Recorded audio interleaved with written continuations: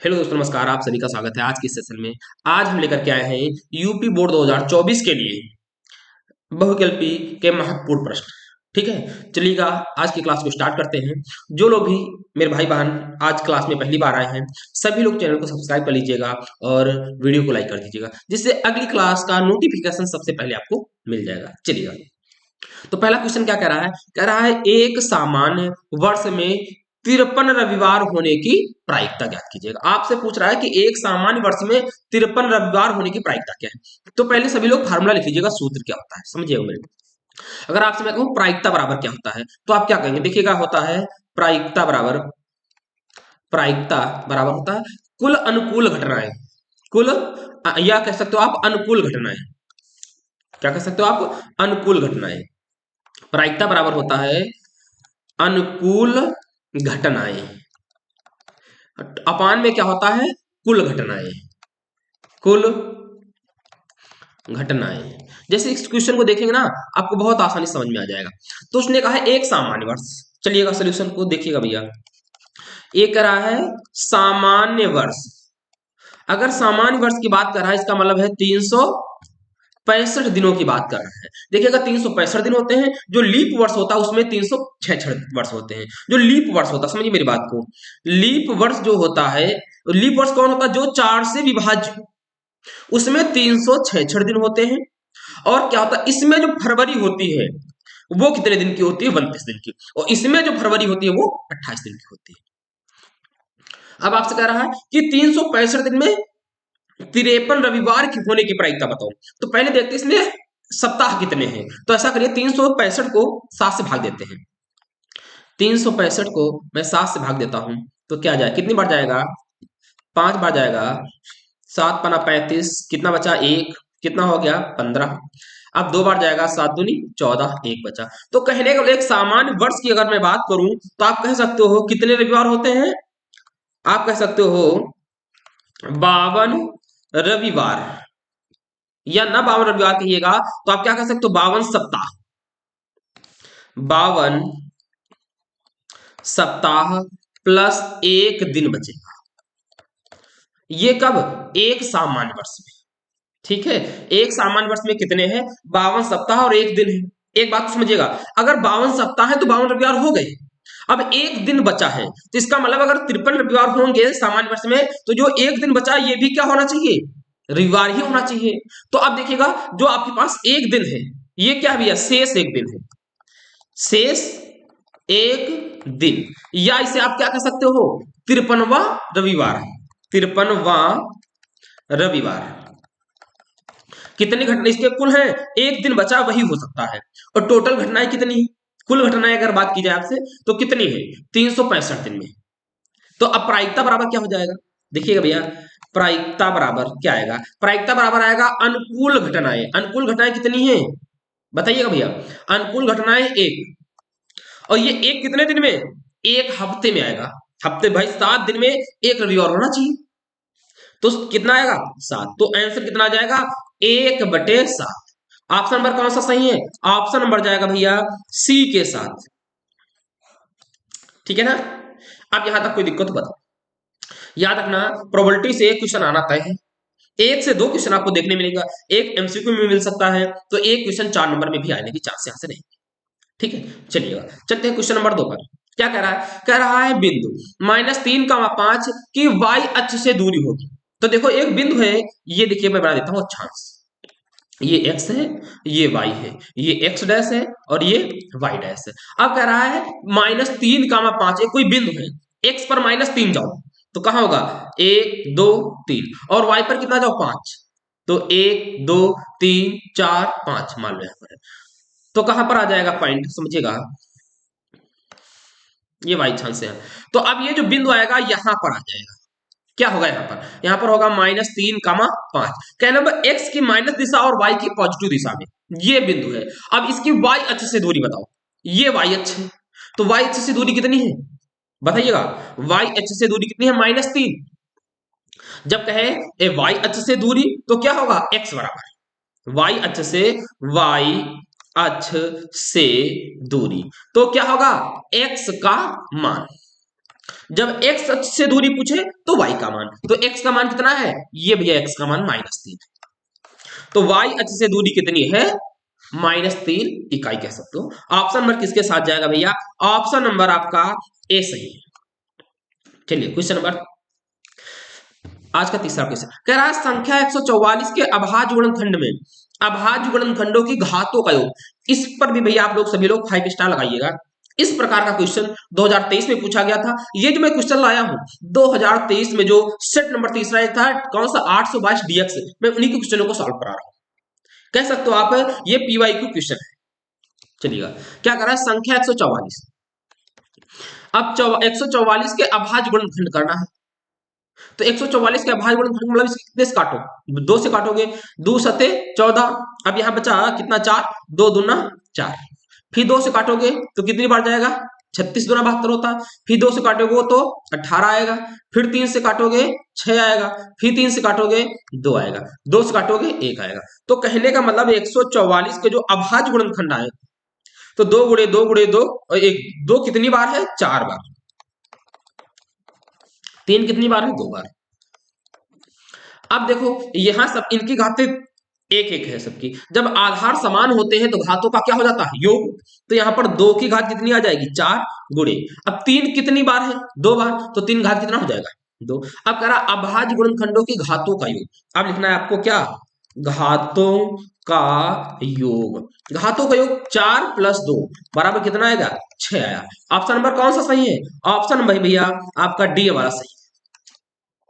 चलिए ठीक है ना, चलते हैं।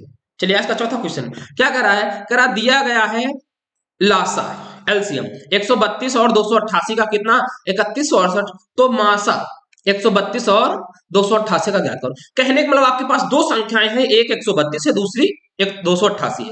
तो मान लेते हैं पी एक्स, सोल्यूशन में देखिए भैया, पहली संख्या मान लो पी एक्स कितनी है, 132 है, दूसरी संख्या क्यू एक्स माना जाता है कितना है, 288, और आपको क्या दिया हुआ है, आपको और दिया हुआ है LCM, LCM lowest common multiple कितना दिया है, 3168। आपसे पूछ क्या रहा, एचसीएफ हाईएस्ट कॉमन फैक्टर, इसे हम लोग क्या कहते हैं, मासा, ये आपसे पूछ रहा है। तो एक सूत्र होता है, लिख लो भैया फार्मूला, क्या होता है P X into Q X equal L C M into H C F.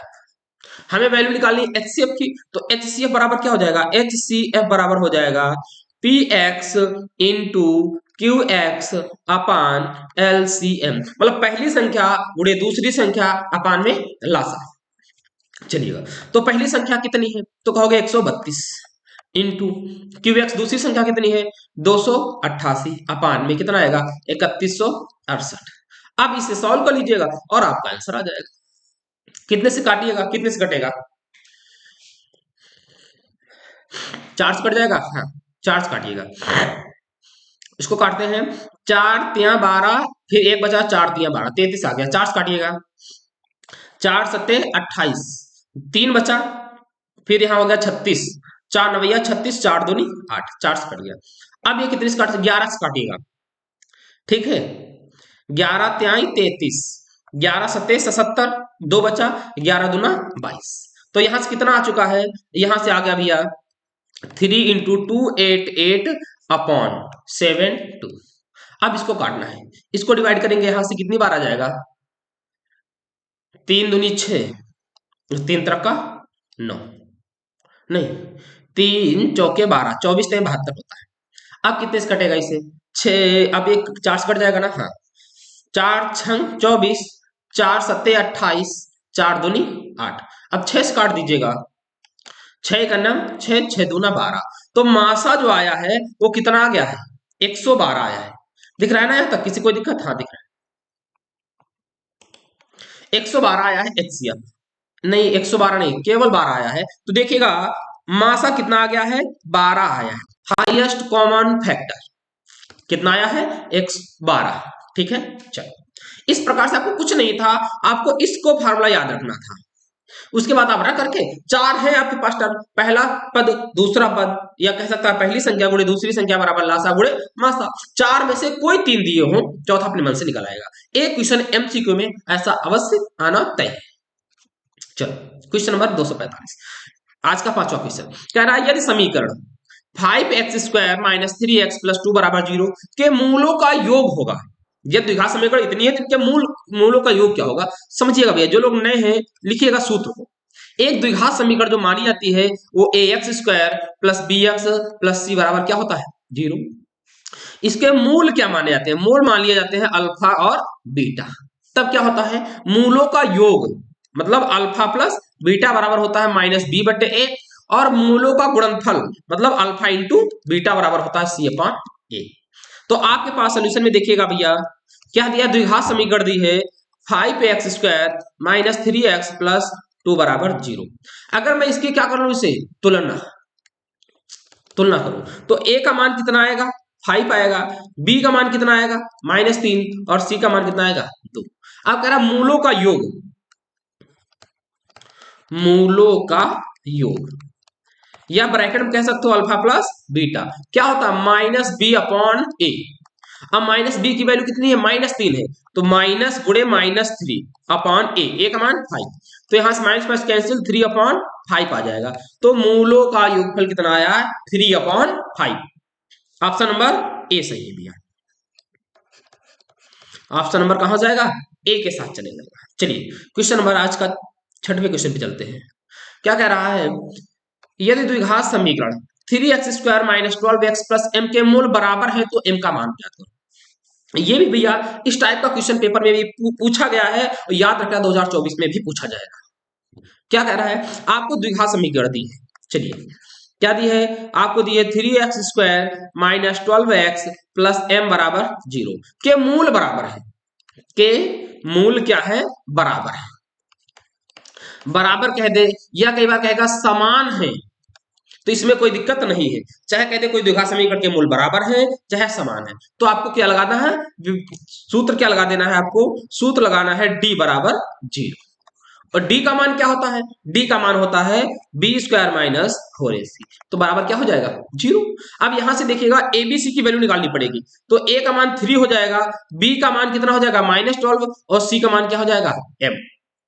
ठीक है, तो यहाँ b का मान कितना है -12, तो रख दीजिएगा माइनस का 12 का स्क्वायर -4 इंटू ए की वैल्यू कितनी है 3 इंटू सी की वैल्यू कितनी है m इक्वल 0। अब सॉल्व कर लीजिएगा आंसर आ जाएगा। तो -12 का स्क्वायर करेंगे तो आएगा 144 माइनस, अब 4 का 3 में कराएंगे 12 आएगा तो आ जाएगा 12m इक्वल 0। तो ये निगेटिव का है ये वाला, देखिएगा भैया दूसरी छोड़ जाएगा तो पॉजिटिव का, तो आ जाएगा 12m इक्वल 144। तो m इक्वल क्या आएगा भाई, कैंसिल कर दीजिएगा 1 कितनी बार जाएगा 12 बार जाएगा, तो m की वैल्यू कितनी आ गई 12 आ गई। ऑप्शन नंबर कौन सा सही है भैया, ऑप्शन नंबर डी के साथ चला जाएगा, डी। बताओ यहां तक कोई दिक्कत ना, अच्छे क्वेश्चन है 2023 में आए हैं क्वेश्चन, याद रखिएगा पेपर में कुछ और नए नहीं कूद आएंगे इस बार, ऐसे ही पे क्वेश्चन आएंगे। जैसे यहां दे दिया 3x² minus 12x plus m बराबर 0, वहां कह देगा 4x² minus 25x plus k बराबर 0 के मूल समान है तो k का मान बताओ। तो याद रखिएगा इन क्वेश्चनों को आपको देखिएगा आंसर एक बार में आना चाहिए। यदि आप 2024 में मैथ में अच्छे नंबर स्कोर करना चाहते हैं तो एक बात को आपको याद रखना है कि जो भी आप क्वेश्चन लगाएं उसका आंसर एक बार में एग्जैक्ट आंसर आना चाहिए। जिन लोगों का एक बार में आंसर नहीं आ रहा है तो कहीं ना कहीं अभी उनके पास समय है वो अपनी इस गलती को सुधार लें। चलो आज का भैया 7वां क्वेश्चन है, कह रहा है युगपत समीकरण x प्लस 2y बराबर 17 फिर 2x प्लस लैम्डा y बराबर 35 का कोई हल नहीं है तब लैम्डा का मान लिखिएगा।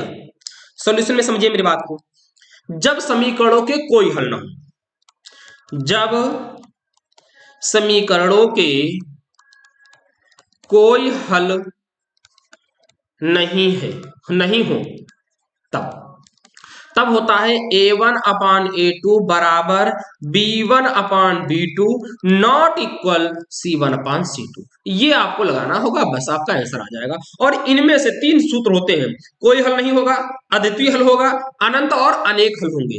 इनमें से पेपर में एक क्वेश्चन देखने को मिलेगा, अवश्य पेपर में छपेगा क्वेश्चन। तो जो लोग देखिएगा मेरी क्लास में नए हैं ना, मैंने बताया आप जाइए, मैंने ढेर सारी क्लासें करा दी पीछे, टॉप 500 क्वेश्चनों की सीरीज चला रहा हूं, ये उसी के एक भाग है। तो आप इन क्वेश्चनों को देख लेंगे ना, पेपर में आपको कतई परेशान नहीं होना पड़ेगा, हर टाइप का क्वेश्चन आपको मिलेगा जैसा पूछा जा रहा है। 2014 से लेकर के 2024 तक जितने क्वेश्चन इंपॉर्टेंट क्वेश्चन है, मैं सारे क्वेश्चनों का सोल्यूशन ला रहा हूँ आपके पास। चलो, तो दो समीकरण है, तो इसको देखिए भैया, आपके पास है कौन कौन, आपके पास है x प्लस 2y बराबर 17, दूसरी आपके पास है 2x प्लस लेमडा वाई बराबर 35। अब तुलना करेंगे, कंपेयर करेंगे किससे हम भैया, जो मानक समीकरण होती है। मानक समीकरण क्या है, मानक समीकरण है a1x प्लस b1y बराबर c1। इधर क्या होगी, a2x प्लस b2y बराबर c2। अब यही सूत्र लगा दो भैया, अब सूत्र लगाइएगा ये वाला, आप लोग ये वाला सूत्र यहां पर नोट कर लेंगे। तो अब a1 अपान a2, a1 का मान कितना है 1, यहां कुछ नहीं है तो कितना 1, 1 अपान a2, a2 का मान 2 बराबर b1, b1 की वैल्यू 2 बटे b2, b2 का मान यहां पर देखिए कितना है लैम्डा, फिर नॉट इक्वल C1, C1 का वैल्यू 70 बटे C2, C2 की वैल्यू 35। अब देखो ये दो पक्ष तो आपस में बराबर है नहीं, तो इनको बराबर करने की आवश्यकता भी नहीं। आप लिखोगे, अब क्या लिखोगे, 1/2 बराबर 2 लैम्डा करने पर, इन दोनों को क्या करने पर, बराबर करने पर क्रॉस गुणा कराइएगा, लैम्डा का एक में कराएंगे तो लैम्डा आएगा, 2 दूना 4, तो लैम्डा का मान पूछ रहा था और आपको लैम्डा का मान प्राप्त हो गया, कितना 4 आया है। ऑप्शन नंबर कौन सा सही हो रहा है, ऑप्शन नंबर डी के साथ जा रहा भैया ये क्वेश्चन। देखिएगा सभी लोग इन क्वेश्चनों को गांठ बांध लीजिएगा, ऐसे ही पेपर में आएंगे, बाद में पछताओगे, कुछ नहीं होने वाला है। अभी सचेत हो जाओ, टाइम है, सब सही हो जाएगा। चलिए क्वेश्चन नंबर 8 कह रहा है बिंदुओं ए, एक बिंदु ए है -4,2 तथा बिंदु बी है 5,6 को जोड़ने वाले रेखाखंड के मध्य बिंदु इतने हैं, तो ए का मान बताओ। देखिए समझिए मेरी बात को, क्या दिया हुआ है आपसे, करा कोई एक रेखा है ये, जिसका पॉइंट ये ए है, ए की बिंदु क्या है -4,2, और एक कोई पॉइंट बी है ये छोर, और बी के निर्देशांक कितना है 5,6।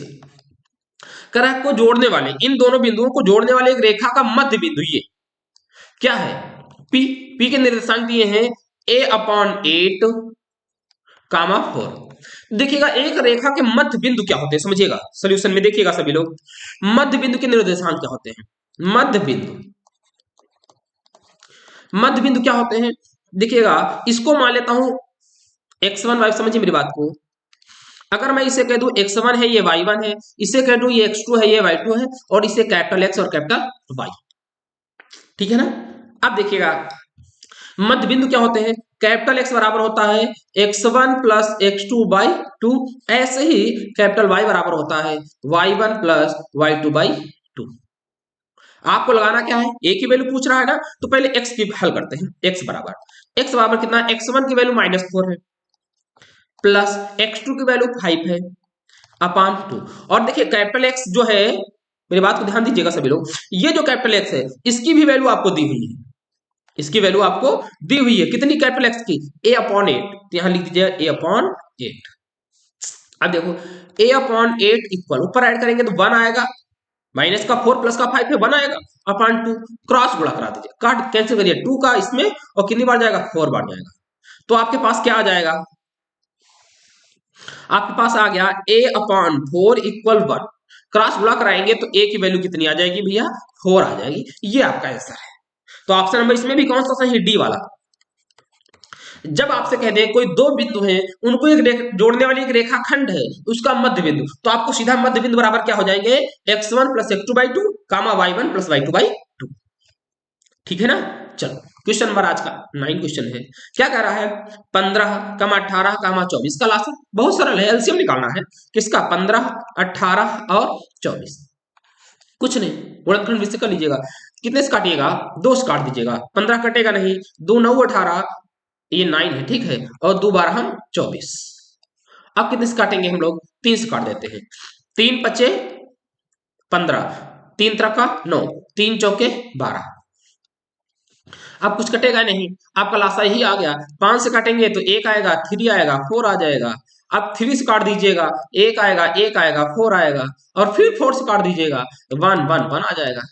तो आपका लासा जो एलसीएम आया है क्या आ गया, 2 × 3 × 5 × 3 × 4, तो कितना आ गया, 5 या 15 दूनी 30 गुड़े 4 तिया 12 और 12 तिया 36, 360 आ गया भैया। ऑप्शन नंबर कोई दिख रहा है? हाँ भैया ऑप्शन नंबर डी। भैया डी ऑप्शन बहुत सही हो रहा है, क्या बात है भैया, ऑप्शन नंबर डी जाएगा। चलो आज का अंतिम क्वेश्चन है ये, और अंतिम क्वेश्चन है बहुत बेहतरीन क्वेश्चन है।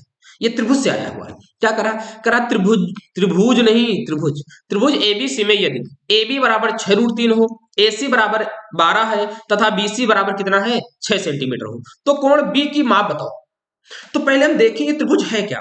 देखो 3 नियम होते हैं। बड़ी भुजा का स्क्वायर, देखो भाई 3 नियम होते हैं त्रिभुज के नियम, त्रिभुज के नियम। आपको अगर भुजाएं दी है क्या, ए बी दी है, बी सी दी है और सी ए या ए सी दिया है।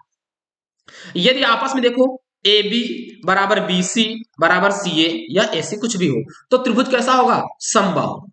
कैसा होगा, समबाहु। फिर क्या होता है, यदि दो भुजाएं बराबर हो, दो भुजाएं बराबर हो और बड़ी भुजा के वर्ग के योग के बराबर हो, तो त्रिभुज कैसा होता है, समद्विबाहु समकोण त्रिभुज। अब यहां क्या हो, यदि बड़ी भुजा का स्क्वायर, बड़ी भुजा का स्क्वायर क्या कर दे, शेष छोटी भुजाओं के वर्ग के योग के बराबर, शेष छोटी भुजाओं के योग का वर्ग, ये होना चाहिए। तो इसमें यही नियम लग रहा है। देखो बड़ी भुजा कौन है, 12, तो ए सी बराबर ए सी का स्क्वायर कर दे और ए बी के स्क्वायर और बी सी के स्क्वायर के क्या है, बराबर है। देखिए इसका स्क्वायर 12 करेंगे, 12 का स्क्वायर, ए बी का मान 6√3 इसका स्क्वायर करेंगे और बी सी का मान 6 इसका स्क्वायर करेंगे। तो देखो यहां से आएगा 144, यहां से 6 का स्क्वायर 36 गुणे 3, 6 गुणे 36, 36 गुणे 3 प्लस 36, तो 36 क्या है, कितना होता है 108 और 36 144, 144 बराबर 144। इसका मतलब है ये त्रिभुज का नियम सही हो रहा है।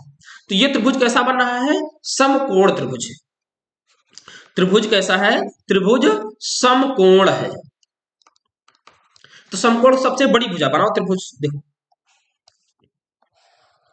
जो सबसे बड़ी भुजा उसको ए सी रखो, ए रख दिया, लो सी रख दिया, ये कितनी है 12। अब इसका मतलब ये बी होना तय, तो ए बी का मान कितना है 6√3 और बीसी का मान कितना है 6।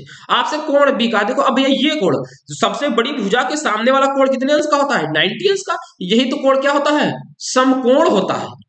समकोण मतलब 90 अंश। तो ऑप्शन नंबर कौन जाएगा, ऑप्शन नंबर भैया बी के साथ चला जाएगा। तो कोण बी का मान कितना आएगा 90 डिग्री आएगा। ठीक है, कुछ आपको ट्रिपलेट वगैरह इनको तैयार करना होगा। देखिए जो लोग मेरी क्लास लगातार देख रहे हैं, पेपर तक यकीन मानिएगा आपको बहुत आसान लगेगी मैथ। यदि आप अब आए हैं नए हैं तो कोई दिक्कत नहीं है, आपसे आप रेगुलर मेरी क्लास में हो जाइएगा, देखिए कितना मजा आएगा। चलिएगा फिर मिलते हैं अगली क्लास में, तब तक के लिए दोस्तों जय हिंद जय भारत।